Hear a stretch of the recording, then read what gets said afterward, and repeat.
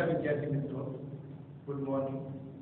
E learning education ની સેવામાં Shri SN વિદ્યાલય શાળા પરિવાર તરફથી હું પરમાર મહેશભાઈ આપનું હાર્દિક સ્વાગત કરું છું।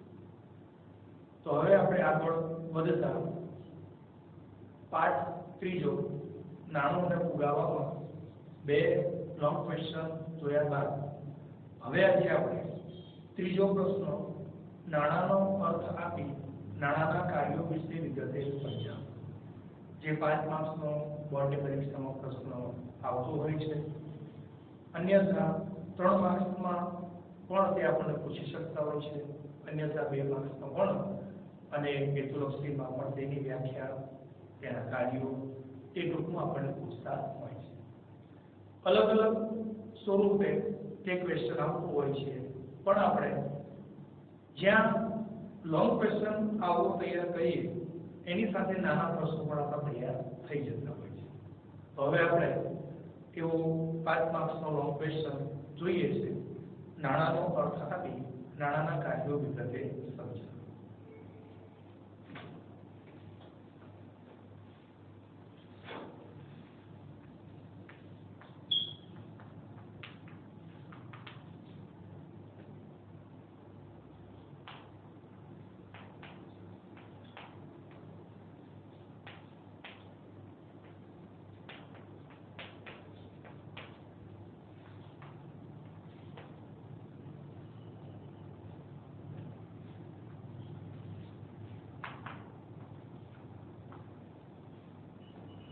નાણાંનો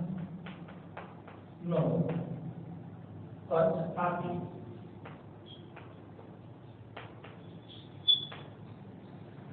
તેના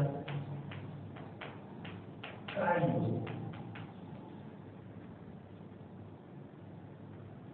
ટૂંકમાં સમજાવો, જેનો ગુણભાર 5 રહેશે। 5 માર્ક્સ ઉપયોગી એવો આપણો લોંગ ક્વેશ્ચન છે। તો હવે સૌપ્રથમ કે જ્યારે આપણે અગાઉના વિડીયોમાં અગાઉના પ્રશ્નોમાં આપણે ચર્ચા કરી કે વસ્તુ વિનિમય પ્રથા જ્યારે અસ્તિત્વમાં હતી ત્યારે લોકોને એના વ્યવહારમાં શું એની અગવડતા રહેતી, કઈ મુસીબતો થતી, અને કાળક્રમે વસ્તુ વિનિમય પ્રથા નાબૂદ થઈ અને એનું સ્થાન લીધું નાણાં પ્રથાએ। નાણાંનું અસ્તિત્વ ચલણી સિક્કાઓથી એની શરૂઆત થતા ધીમે ધીમે આધુનિકતા આવતા, ઔદ્યોગિકરણ આગળ વધતા, દેશકાળ સમય વિકાસ તરફ આગળ વધતા નાણાંનું સ્વરૂપ પણ બદલાયું। ચલણી સિક્કાઓના સ્થાને પછી ચલણી નોટો પણ અસ્તિત્વમાં, અને આજે હવે આધુનિક સમયમાં બેંક નાણું કે જેણે દેશ દુનિયાના એક વ્યક્તિથી બીજા વ્યક્તિના ઘણા બધા વ્યવહારોને સરળ કરી આપ્યા છે। તો હવે આપણે નાણાં વિશે ચર્ચા કરીએ, એના પ્રશ્નો વિશે કે નાણું શું છે, નાણાંનો કેવી રીતે સ્વીકાર થાય છે, નાણાંને કયા માધ્યમ તરીકે ઉપયોગ થાય છે અને તેના કાર્યો શું છે। તો હવે આપણે સૌપ્રથમ જોઈએ છે નાણાંનો અર્થ, નાણાંની વ્યાખ્યા।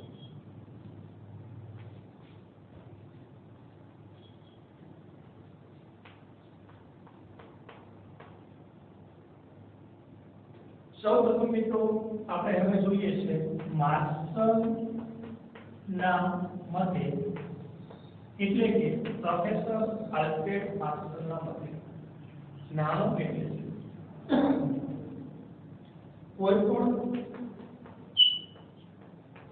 સ્થળે અને સમય કોઈ પણ સંશય કે વિશેષ તપાસ વિના જેનો લોકો નિશ્ચિતપણે સ્વીકાર કરે તેવું માધ્યમ એટલે નાણું। તો મિત્રો આ વ્યાખ્યા પ્રોફેસર આલ્ફ્રેડ માર્શલના કોઈ પણ સ્થળે, કોઈ પણ સમયે, કોઈ પણ સંશય કે વિશેષ તપાસ વિના, કોઈપણ સંશય એટલે કોઈપણ પ્રકારની શંકા વિના જેનો નિશ્ચિતપણે સ્વીકાર કરવામાં આવે તેવું માધ્યમ એટલે નામ. જે આપણને એક માર્ક્સમાં વિભાગ બીમાં પણ તેમની વ્યાખ્યા પૂછી શકે. બરાબર. માર્કલના મતે નાણાંનો અર્થ અથવા માત્ર નાણાંનો અર્થ આપો કે તો પણ આપણે એક માર્ક્સમાં વિભાગ બીમાં આ ઉત્તર આપીએ. તો આ વાત થઈ માર્કલના મતે નાણાંનો. કોઈ પણ સમય અને સ્થળે કોઈ પણ સંશય કે વિશેષ તપાસ વિના જેનો લોકો નિશ્ચિતપણે સ્વીકાર કરે છે તેવું માધ્યમ એટલે નામ. ત્યારબાદ એવી જ એક સરળ અને સિમ્પલ વ્યાખ્યા જે તમે યાદ રાખી શકો છો. લોંગ ક્વેશ્ચન જ્યારે આવતું હોય છે 5 માર્ક્સનો ત્યારે આપણે એક અથવા બે વ્યાખ્યાઓ આપણે દર્શાવતા હોઈએ છીએ, અંદર લખતા હોઈએ છીએ, જેથી કરી બોર્ડની એક્ઝામમાં પેપર તપાસવા ઉપર તમારી સારી ઇમ્પ્રેસ પડે છે. ચાલો વિદ્યાર્થી પ્રશ્નથી આ ટોપિકથી પૂરેપૂરો વાકેફ છે તો એનું સરસ રીતે આપણે પ્રેઝન્ટેશન કરવાનું છે કે જેથી તમે સારા ગુણાંકન મેળવી શકો, પેપર તપાસના માનસિકતા ઉપર તમારી સારી છાપ ઊભી થાય અને તમે સારા માર્ક્સ ઉત્તીર્ણ થઈ અને આગળ વધી શકો. તો હવે આપણે જોઈએ છે બીજી એક એવી વ્યાખ્યા જેની વ્યાખ્યા થશે કે તેના કાર્યો થશે. એટલે વ્યાખ્યા તૈયાર કરશો એટલે સાથેના કાર્યો પણ તમારા તૈયાર થઈ જશે. તો હવે આપણે જોઈએ છે બીજી એક એવી વ્યાખ્યા જે એના કાર્યો પણ બનશે. તો બીજી એક વ્યાખ્યા બનશે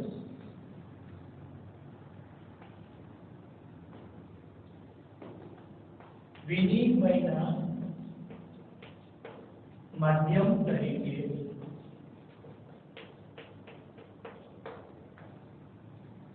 મૂલ્યના માપદંડ તરીકે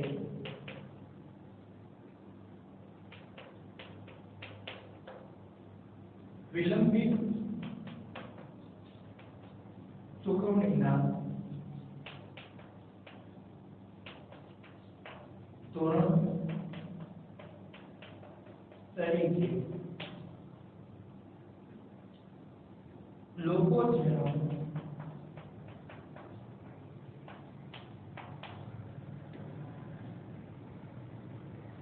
નિઃશંકપણે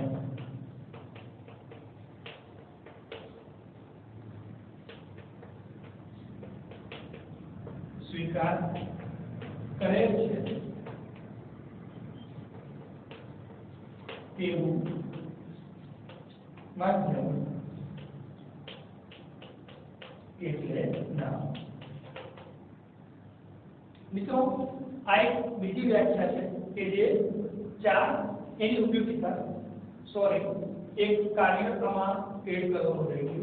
વિનિમયના માધ્યમ તરીકે, મૂલ્યના માપદંડ તરીકે, મૂલ્યના સંગ્રાહક તરીકે.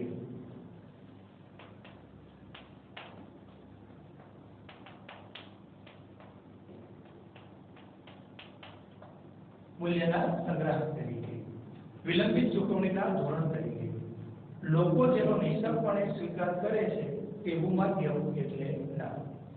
તો મિત્રો આ ચાર કાર્યો તેની વ્યાખ્યા પણ થશે અને તેના કાર્યો પણ થશે જે તમારે સરળતાથી તૈયાર થઈ શકશે. તો આ વાત થઈ નાણાંનો અર્થ. બે વ્યાખ્યા આપણે યાદ રાખીએ છીએ જનરલ. એક માર્શલના મતે, તે ઉપરાંત અન્ય અર્થશાસ્ત્રીઓના મતે પણ નાણાંની જુદી જુદી વ્યાખ્યા આપણને પૂછતા હોય છે. પણ વિશેષતઃ બોર્ડની એક્ઝામમાં એવું બનતું હોય છે કે માર્શલના મતે આપણે વ્યાખ્યા જે ઇફેક્ટિવ છે વધારે પૂછાતી હોય છે અને આપણે જનરલ તે લખતા હોઈએ છીએ.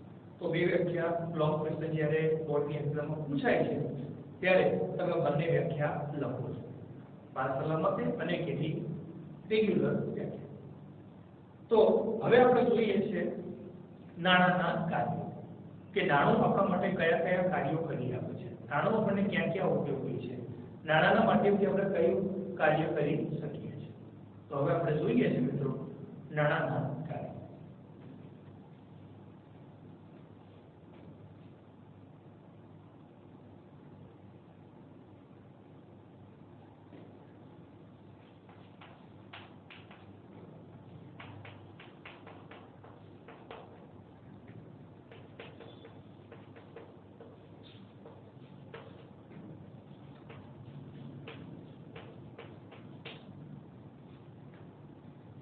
સૌ પ્રથમ એનું કાર્ય આવશે પહેલું વિનિમયના માધ્યમ તરીકે, બીજું કાર્ય મૂલ્યના માપદંડ તરીકે,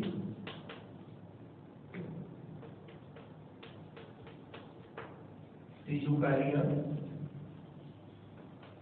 મૂલ્યના સંગ્રાહક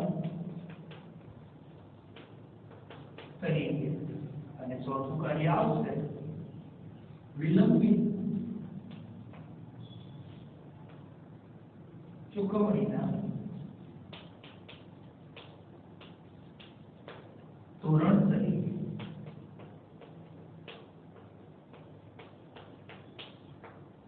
તો હવે મિત્રો આ ચાર કાર્યો વિશે આપણે વિગતે વાત કરીશું. આ ચાર કાર્યો નાણાના ચાર કાર્યો જે તમને માત્ર એકલા કાર્યો પણ 2 માર્ક્સના પ્રશ્નમાં આપી શકે, જે વિભાગ સીમાં આવતો હોય છે. માત્ર તમને એટલું પણ પૂછી શકે કે નાણાના કાર્યો જણાવો. જ્યારે જણાવો તમને કે છે ત્યારે ચાર કાર્યો તમે નોંધો છો, તો તેના પર 2 માર્ક્સ મળશે.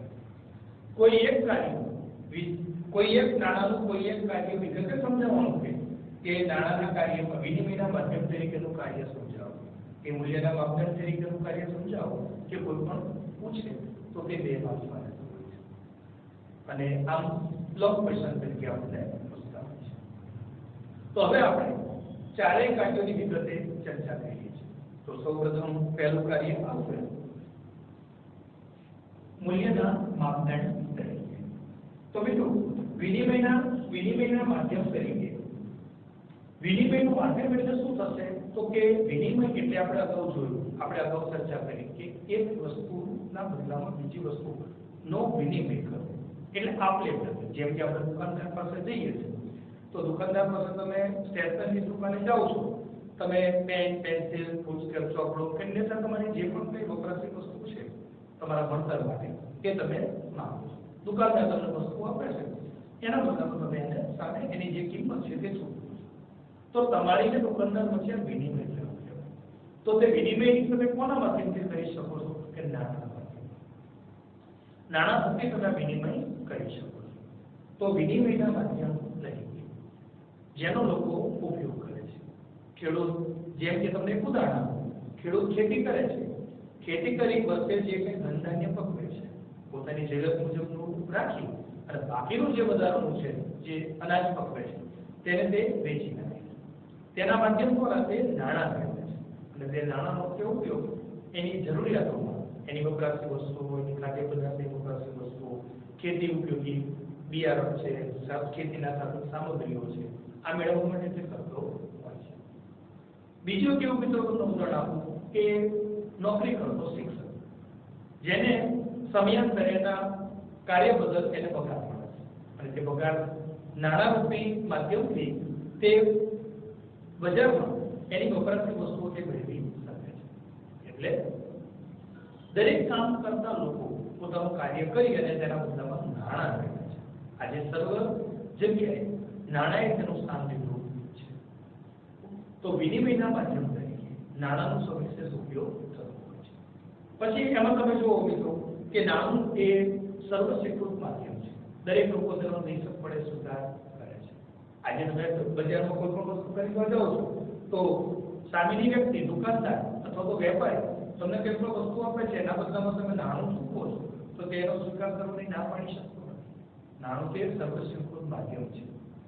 જે આજથી વર્ષો પહેલા, જેમ આપણે અગાઉ વાત કરી કે વસ્તુ વિનિમય પ્રથામાં દરેક સોદા વખતે દરેક વસ્તુની સામે દરેક વસ્તુનો સોદો બદલાઈ જતો, દરેક વસ્તુનું મૂલ્ય અલગ અલગ નક્કી થતું. જ્યારે ખેડૂત સાથે સુથારીને કંઈ પણ સોદો થતો હોય, તો અનાજનું મૂલ્ય હળમાં, લાકડામાં બનાવેલું હળમાં, અને હળનું મૂલ્ય અનાજમાં નક્કી થતું. જ્યારે ખેડૂતને સોની સાથે સોદો થતો, તો અનાજનું મૂલ્ય સોનામાં અને સોનાનું મૂલ્ય અનાજમાં નક્કી થતું. પણ આજે તે તમામ ધોરણો બંધ થતા એનું સમગ્ર સ્થાન લીધું છે નાણાંએ. કે આજે તમે કોઈ પણ વસ્તુ નાણાંના માધ્યમથી ખરીદી શકો છો. તે સર્વસ્વીકૃત માધ્યમ છે. ત્યારબાદ એમાં તમે એક પોઈન્ટ લખો છો કોઈપણ વસ્તુ કે સેવાનો વિનિમય નાણાંના માધ્યમ દ્વારા કરી શકાય. કોઈપણ વ્યક્તિ કોઈપણ સેવા ખરીદવી છે, કોઈપણ વસ્તુ ખરીદવી છે, તો તે નાણાંના માધ્યમથી ખરીદી શકે છે. અને ત્યારબાદ એક એમાં વિનિમયના માધ્યમ તરીકેના કાર્યમાં તમે લખો છો કે આમ વિનિમયનું સર્વસ્વીકૃત માધ્યમ તે નાણું આધુનિક અર્થવ્યવસ્થામાં ખૂબ જ મહત્વની કામગીરી બજાવે છે. હાલનો જે આધુનિક સમય છે એમાં અગત્યની કામગીરી નાણાંના માધ્યમ થકી વિશ્વના દરેક દેશોમાં નાણાંએ તે અગત્યનું સ્થાન લીધું છે. તો નાણાંનું પહેલું અને અગત્યનું કાર્ય વિનિમયના માધ્યમ તરીકે કોઈ પણ વિનિમય માટે તમે નાણાંનો ઉપયોગ કરી શકો. ત્યારબાદ હવે આપણે એનું બીજું કાર્ય જોઈએ છીએ મૂલ્યના માપદંડ તરીકે. તો મિત્રો મૂલ્યનો માપદંડ એટલે દરેક વસ્તુનું એક ચોક્કસ માપદંડ હોય છે. દરેક વસ્તુ એના માપ પ્રમાણે મળતી હોય. જેમ કે તમને એક ઉદાહરણ આપું કે નાણું એ ચીજવસ્તુ સેવાઓનું માપદંડ છે. મેં હમણાં અગાઉ તમને કીધું કે આજે તમે બજારમાં કંઈ પણ ખરીદી કરવા જાઓ છો તો નાણાંના માધ્યમથી તમે ખરીદી કરી શકો છો. બીજું એક ઉદાહરણ આપું, જેમ કે દૂધનું માપદંડ લીટર છે, લાકડાનું માપદંડ ઘન મીટર છે, કાપડનું માપદંડ મીટર છે અને સોના ચાંદીના કિંમતી ઘરેણા જેવી ચીજવસ્તુનું માપદંડ ગ્રામ છે, તોલા છે. એમ ચીજવસ્તુ અને સેવાઓનું માપદંડ નાણું છે. આજે તમે બજારમાં કોઈ પણ વસ્તુ ખરીદી માટે જાઓ તો નાણાંના માધ્યમથી તમે એને ખરીદી કરી શકો છો. ઓકે, પછી તમને જેમ કે એક ઉદાહરણ આપું કે આમ વસ્તુઓ અને સેવાઓને નાણાંના એકમો વડે માપી શકાય. હવે મિત્રો આપણે એક આજે ઉદાહરણ લઈએ કે જેમ મૂલ્યના માપદંડ તરીકે છે તો સીધે સીધું તમને એનો એક ઉદાહરણથી ખ્યાલ ન આવે, પણ મૂલ્યના માપદંડ તરીકે માનો કે એક ઉદાહરણ તરીકે દાખલા તરીકે 1 કિગ્રા ચોખાની કિંમત 1 કિગ્રા ચોખાની કિંમત 15 રૂપિયા છે. જ્યારે 1 કિગ્રા ખાંડની કિંમત 1 કિગ્રા ખાંડની કિંમત 30 રૂપિયા છે. તો મિત્રો હવે આપણે ચોખાની કિંમત 1 કિગ્રા ચોખાની કિંમત 15 રૂપિયા છે અને 1 કિગ્રા ખાંડની કિંમત 30 રૂપિયા છે. તો હવે આપણે ચોખાનું મૂલ્ય ખાંડની રીતે માપવું છે અને ખાંડનું મૂલ્ય ચોખાની રીતે માપવું છે. તો આવું બનશે.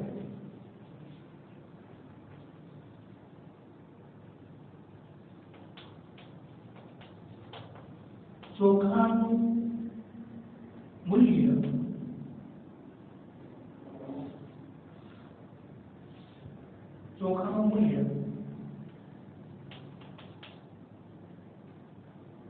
એક કિગ્રા ચોખા બરાબર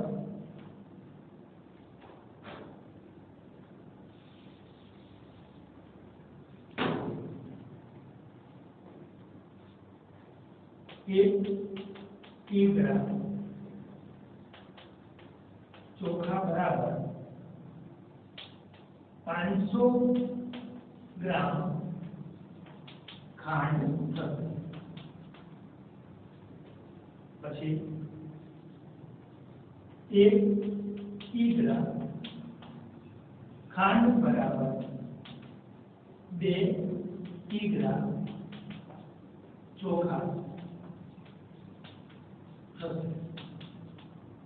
તો મિત્રો તમને એક સિમ્પલ અને સરળ ઉદાહરણથી ચોખાનું મૂલ્ય ખાંડની રીતે અને ખાંડનું મૂલ્ય ચોખાની રીતે સમજાવવું છે. તેમ વ્યવહારમાં વ્યવહારિક જગતમાં સમગ્ર અર્થવ્યવસ્થામાં દરેક વસ્તુનું મૂલ્ય દરેક વસ્તુમાં અંક આપવું હોય છે. જેમ અત્યારે આપણે જોયું બરાબર, ખાંડનું મૂલ્ય ચોખાની રીતે, ચોખાનું મૂલ્ય ખાંડની રીતે. તો નાણાંનું આ બીજું કાર્ય છે કે મૂલ્યના માપદંડ બજારમાં વેચાતી કોઈ પણ ચીજ વસ્તુ અને સેવાઓને નાણાંના એકમ વડે માપી શકીએ. તેમાં એવી રીતે તમે નાણાંનું મૂલ્ય જેમ વસ્તુઓ મપાય છે તેમ આપણે એને કિંમત સ્વરૂપે પણ દર્શાવી શકીએ. તો મિત્રો તમે બીજું કાર્ય યાદ રાખો છો, મૂલ્યના માપદંડ તરીકે. નાણાંનું બીજું કાર્ય છે મૂલ્યના માપદંડ. ત્રીજું કાર્ય મિત્રો જોઈએ છે મૂલ્યના સંગ્રાહક તરીકે. નાણાંનું ત્રીજું કાર્ય મૂલ્યના સંગ્રાહક તરીકે. તો મિત્રો જેમ આપણે અગાઉના પ્રશ્નોમાં ચર્ચા કરી, સાદા પ્રથામાં એટલે કે વસ્તુ વિનિમય પ્રથામાં કે વસ્તુના બદલામાં વસ્તુ પ્રથા અસ્તિત્વમાં હતી, ત્યારે આપણે એને સાચવવાનો પ્રશ્ન, એક વસ્તુનું મૂલ્ય બીજી વસ્તુમાં નક્કી કરવાનો પ્રશ્ન, આવા પ્રશ્નો ઉપસ્થિત થતા. તો હવેના સમયમાં આધુનિક યુગમાં નાણાંની શોધ સાથે, નાણાંના વ્યવહારમાં ઉપયોગિતા સાથે એને ઘણા બધા પ્રશ્નો પણ સોલ્વ કરી દીધા છે. આજે તમે જો કે મૂલ્યના સંગ્રાહક તરીકે નાણાંને આપણે મૂલ્ય સ્વરૂપે સંગ્રહી શકીએ છીએ. રોકડ સ્વરૂપે, સોના ચાંદીના ઘરેણા સ્વરૂપે, તમે તમારા ઘરે, તિજોરીમાં કે બેંક લોકરમાં કે અન્ય કોઈ પણ સેફ જગ્યાએ તમે નાણાંનો સંગ્રહ કરી શકો છો. જે પહેલાના સમયમાં વસ્તુ વિનિમય પ્રથા જ્યારે અસ્તિત્વમાં હતી ત્યારે તે અઘરું કાર્ય હતું. વસ્તુના બદલામાં આવેલી વસ્તુઓ ખેડૂતને એના અનાજના બદલામાં આવેલા તેલ, ઘી, દૂધ, અનાજના બદલામાં આવેલું કાપડ, અનાજના બદલામાં આવેલા બૂટ, ચપ્પલ, અનાજના બદલામાં આવેલા ખેતીના ઓજારો કે નાશવંત વસ્તુઓ, શાકભાજી, દૂધ, ઈંડા, બ્રેડ જેવી વસ્તુઓને સંગ્રહી શકાતું. પણ હવે આજના સમયમાં તે બધી વસ્તુઓ પોસિબલ છે, કારણ કે આજે હવે વસ્તુના બદલામાં વસ્તુની પ્રથા અસ્ત થતા નાણાં પ્રથાએ તેનું સ્થાન લીધું છે. અને આજે તમે નાણાંના સ્વરૂપે સોના ચાંદીના ઘરેણા, કિંમતી મૂલ્યવાન વસ્તુઓ, જમીન મકાનના દસ્તાવેજો, તમે કિંમતી વસ્તુઓને સાચવી શકો. એમાં એક વસ્તુ તમે મિત્રો ઉદાહરણ તરીકે યાદ રાખો છો કે નાણાંનો લાંબા સમય સુધી સંગ્રહ થઈ શકે છે અને તે વજનમાં હલકું હોવાથી તેની હેરફેર પણ સરળતાથી થઈ શકે. જે વસ્તુ વિનિમય પ્રથામાં વસ્તુના બદલામાં આવેલી વસ્તુઓની હેરફેર, માનો કે ખેડૂતને પશુપાલક પાસેથી પશુઓ આવ્યા હોય, બોજ વહન કરતા, ખેતી ઉપયોગી કે દૂધ આપતા પશુ પ્રાણીઓ, તો એને સાચવવાની જવાબદારી ખેડૂતને વધી જતી અને એનું કોઈ નિશ્ચિત આયુષ્ય હોય, અમુક સમય અત્યારે તે મૃત્યુ પણ. પણ આજના સમયમાં, આધુનિક સમયમાં તે પ્રશ્ન સોલ્વ થઈ ગયો છે. એમાં તમે બીજો એક પોઈન્ટ લખો છો કે જ્યારે જમીન, મકાન, સોનું આ જેવી કિંમતી મૂલ્યવાન વસ્તુઓ છે, એના ભાવ જ્યારે નીચા હોય ત્યારે લોકો તેની ખરીદી કરતા હોય છે અને જ્યારે તેના ભાવ ઉછળાય ત્યારે તેનું વેચાણ કરતા હોય છે, જેથી રોકાણકારને ફાયદો થાય છે. બીજો એક એમાં 5મા નંબરે તમે પોઈન્ટ લખો છો, જ્યારે ચીજવસ્તુના ભાવ ઊંચા હોય ત્યારે નાણાંનો સંગ્રહ કરવામાં આવે છે. સ્વાભાવિક છે, જ્યારે ચીજવસ્તુ મોંઘી હોય તો હાલના સમયની અંદર આપણે વાત કરીએ તો કે કિંમતી એવી મૂલ્યવાન વસ્તુ સોનું. તો મિત્રો હાલના બાહ્ય જગતથી વર્તમાન સુધી તમે લોકો વાકેફ છો કે સોનું એ મૂલ્યવાન કિંમતી વસ્તુ છે કે જેની કિંમત દિન પ્રતિદિન વધતી જાય છે. આજે તમે જોવો છો, તમે પેપર વાંચતા છો, ન્યૂઝ જોતા હશો, વર્તમાન સ્થિતિ તમે વાકેફ છો, ઘરના વડીલો, પપ્પા, મમ્મી જેવા વડીલો વ્યક્તિઓ પાસેથી તમે સાંભળતા હશો કે આજે સોનાની કિંમત 1 તોલાના આટલા રૂપિયા વધી ગઈ, 1 તોલા સોનાની આટલી કિંમત વધી ગઈ. આજે તમે જાણો 40,000 એટલે કે 42, 43 અને 45,000 રૂપિયા સુધી પણ સોનું 1 તોલાનો ભાવ પહોંચ્યો છે. તો સોના જેવી કિંમતી ચીજ વસ્તુઓ, જમીન મકાન જેવી કિંમતી ચીજ વસ્તુઓ જ્યારે એના ભાવ નીચા હોય છે ત્યારે લોકો તેની ખરીદી કરતા હોય છે. જ્યારે તેના ભાવ વધે છે ત્યારે તેને વેચાણ કરે છે, તો રોકાણકારને ફાયદો થાય છે. તો આજે નાણું એ કિંમતી અને મૂલ્યવાન ચીજ વસ્તુ સ્વરૂપે સંગ્રહિત કરી શકે છે.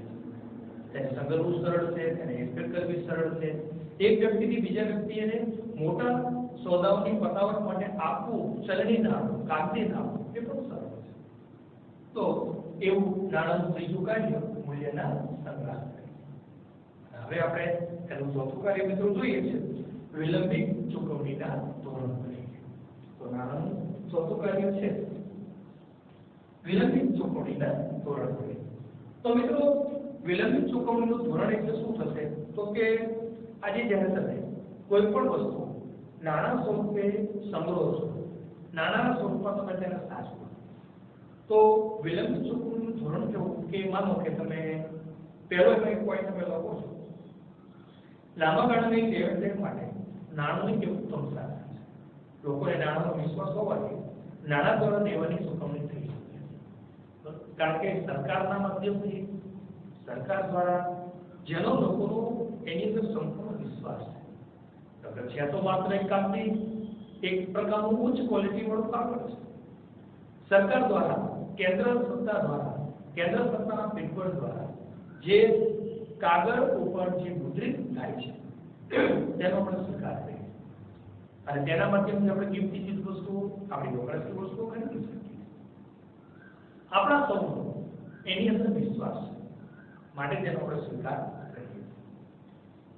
બીજું એક ઉદાહરણ તમને આપું કે વિલંબિત ચૂકવણીના ધોરણ તરીકે કે આજે તમે કોઈ પણ વ્યક્તિ પાસેથી પૈસા ઉછીના લાવ્યા, કોઈ પણ હેતુ બદલ તમારા પપ્પાએ પૈસા ઉછીના લીધા, 6 મહિનાની મુદતે, 1 વર્ષની મુદતે, અથવા બેંક પાસેથી તમે કોઈ હેતુ બદલ લોન લીધી કે જેનો જે સમયગાળો છે એ સમયગાળામાં તમે એને ભરપાઈ કરો છો.